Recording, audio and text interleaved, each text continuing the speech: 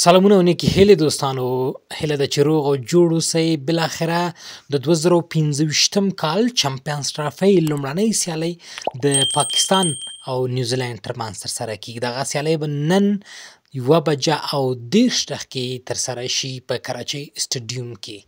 باید وایم چې نن چهارشنبې د پاکستان او د نیوزیلینډ ترمنځ سیالۍ ترسره کیږي او سبا ته چې د پنجشنبې ورځ ده، هلته بیا د بنګلادیش او د انډیا ترمنځ سیالۍ ترسره کیږي. د انډیا سیالۍ په دوبۍ کې ترسره کیږي ځکه انډیا ونه غوښتل ترڅو پاکستان ته راشي. خو د جمعې په ورځ بیا افغانستان به د ساوت افریقې په وړاندې ولوبیږي.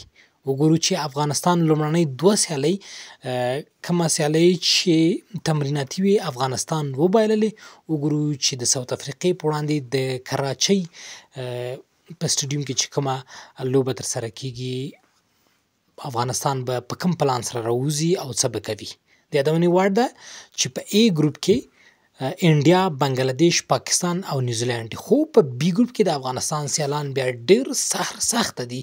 استرالیا، د دې ترڅنګ ساوت افریقا او همدارنګه افغانستان.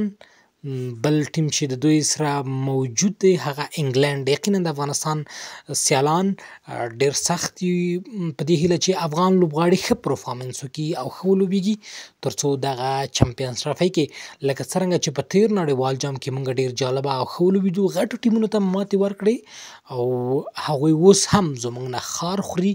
په دې هیله چې د چمپیونز ټرافۍ کې هم دوی مات کړو او افغانستان لپاره بریا ځان سره ولرو.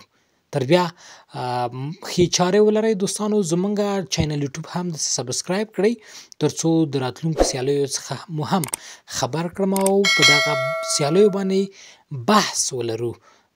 کوم نظر که لرئ زمونږ سره په کمنټ کې شریک کړئ. تر بیا ښې چارې، ښه وخت.